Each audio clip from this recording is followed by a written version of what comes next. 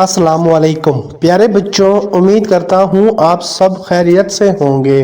फजल रहमान ने अपने दोस्तों को अपने घर बुलाया। वो एक मोहब्बत भरा दोस्त था जो हमेशा दूसरों की फिक्र करता था। इस साल रमज़ान के महीने में फजल रहमान ने अपने घर पर इफ्तारी पार्टी का इंतज़ाम किया। घर में मेहमानों को खुशामदीद कहा गया और उन्हें अपने कमरे में बैठाया गया। फजल रहमान ने उनकी खुशामदीद की और उन्हें परेशानी के बगैर अपनी तरफ मुतवज्जे किया।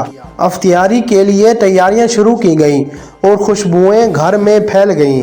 फजल रहमान ने एक मेज का इंतजाम किया जिस पर रोटी, बिरयानी, पकोड़े और मिठाइयाँ रखी गईं।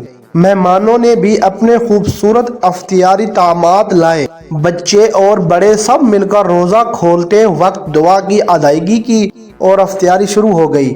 मेहमानों ने खूबसूरत अंदाज में इफ्तारी की और एक दूसरे के साथ खुशियों के लम्हे बनाए। इस शाम को यह इफ्तारी पार्टी गरीबों के लिए एक बड़ी खुशी का बायस बनी। उसने दोस्तों को एक दूसरे के करीब लाया और मोहब्बत और खुशियों का पैगाम दिया। इस कहानी का सबक है कि मोहब्बत, इत्तेहाद और खुशियों का बायस बनने के लिए हमेशा दूसरों की फिक्र करनी चाहिए।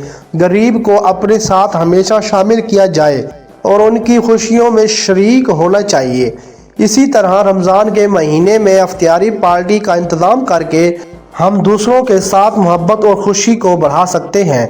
इस कहानी से ये सबक सिखाया जा सकता है कि हमेशा दूसरों के साथ मोहब्बत और इत्तेहाद की पेशगोई करनी चाहिए ताकि हम एक खुशहाल और खुशियों भरा मुआशरा बना सकें।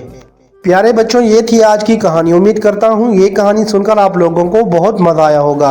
अगर आप लोगों को ये कहानी अच्छी लगी है तो इस कहानी को लाइक करें, शेयर करें और ऐसी मज़े की एनिमेटेड कहानियाँ देखने के लिए इस चैनल को सब्सक्राइब करें। साथ में बेल आइकन को भी प्रेस कर दें ताकि हमारे हर आने वाली न्यू कहानी आप तक सबसे पहले पहुँच सके।